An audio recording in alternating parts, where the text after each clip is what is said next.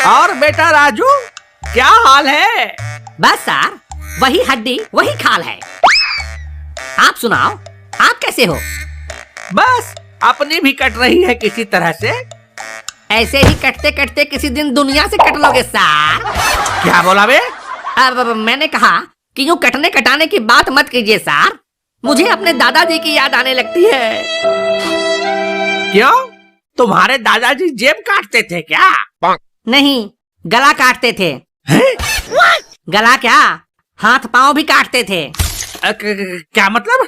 मतलब कि वो दर्जी थे सर। उनके पास लोग कपड़े सिलवाने के लिए आते थे, तो वो उनके हाथ, पांव और गले का नाप लेकर कपड़े काटते और सिलते थे। ओह अच्छा, ये बात है। बड़े ही भले आदमी थे मेरे दादाजी। ऐसे ही कपड़े काटते काटते एक दिन दुनिया से कट लिए। कैसे? शौक बड़ी चीज होती है सर। मेरे दादाजी को दूध पीने का बड़ा शौक था। उस दिन भी वो दूध ही पी रहे थे। दूध पीते पीते ही मर गए। दूध पीते पीते मर गए?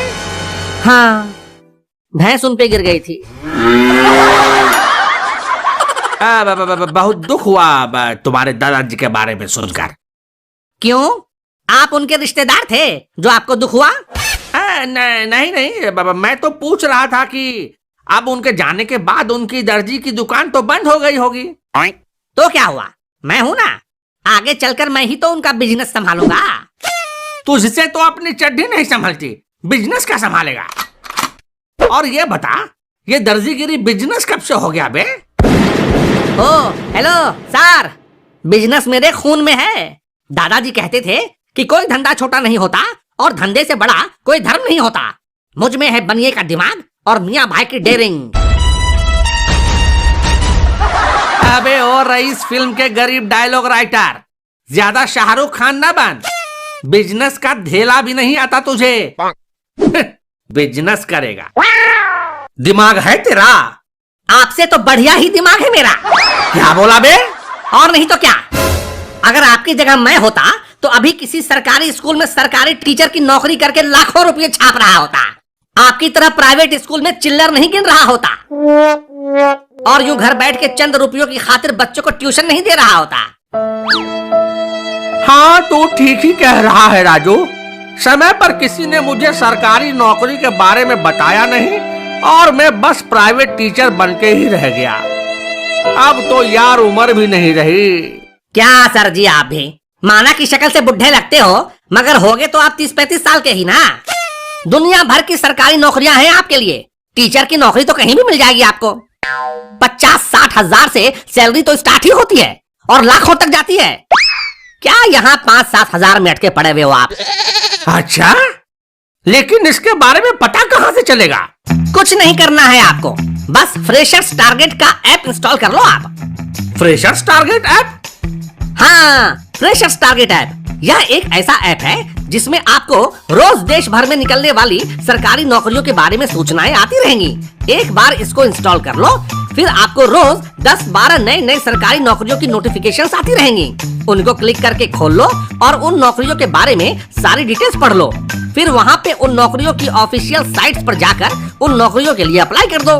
इसके डेली गवर्नमेंट जॉब वाले सेक्शन में जाके देख सकते हो कि हर दिन 4-5 नई सरकारी जॉब्स निकलती रहती हैं। जैसे कि 13 फरवरी को इतनी जॉब्स निकली थी, 14 फरवरी को इतनी जॉब्स निकली थी। उन सबको अच्छे से पढ़ लो और जो अच्छा लगे उस जॉब के लिए अप्लाई कर दो। बस और नहीं तो क्या। अगर मनचाही सरकारी नौकरी पानी है तो फ्रेशर्स टारगेट ऐप को अपने मोबाइल में हमेशा इंस्टॉल करके रखिए और उसमें आने वाले नोटिफिकेशंस को खोल खोल के देखते रहिए। वीडियो के डिस्क्रिप्शन में फ्रेशर्स टारगेट ऐप का लिंक दिया हुआ है, वहीं से इंस्टॉल कर लीजिए। वाह, क्या बात है रे रजुआ। तुझको तो मैं बड़ा नालायक समझता था, मगर तू तो बड़ा समझदार और लायक निकला रे। मैं अभी करता हूँ फ्रेशर्स टारगेट ऐप अपने मोबाइल में इंस्टॉल। अब तो लगता है तू भी सरकारी जॉब ही करेगा। एकदम बकलोलवे हैं क्या सर आप? मतलब बकलोली का सीमा पार कर दिए आप, इसीलिए आपको अभी तक सरकारी जॉब नहीं मिली। क्या मतलब? मैं अभी बच्चा हूँ, सरकारी जॉब कैसे करूँगा? उम्र हुई है उतनी मेरी अभी, जब होगी तब करूँगा। ओह, मैं तो भूल ही गया था, तू तो बिजनेस करेगा ना। अपने दादा वाला कर लेगा ना? अच्छा, करके दिखाऊंगा तभी मानोगे? क्या दिखाएगा? अच्छा वो सब छोड़िए सा, और ये बताइए कि आप मुझे कब दे रहे हैं? क्या कब दे रहा हूँ? वही क्वेश्चन पेपर्स। Question papers? कौन से क्वेश्चन पेपर्स? अरे भूल गए? अभी परसों ही तो आपने मुझसे 500 रुपये लिए थे, ये कहकर कि अगले हफ्ते स्कूल में होने वाले एग्जाम के क्वेश्चन पेपर्स आप मुझे सबसे पहले आउट करके देंगे। तो दीजिए। क्या? मैंने तुझसे पैसे कब लिए? और मैंने ये कब कहा कि मैं तुझे क्वेश्चन पेपर्स आउट करके दूंगा? आज झूठ बोल रहा है तू मुझसे।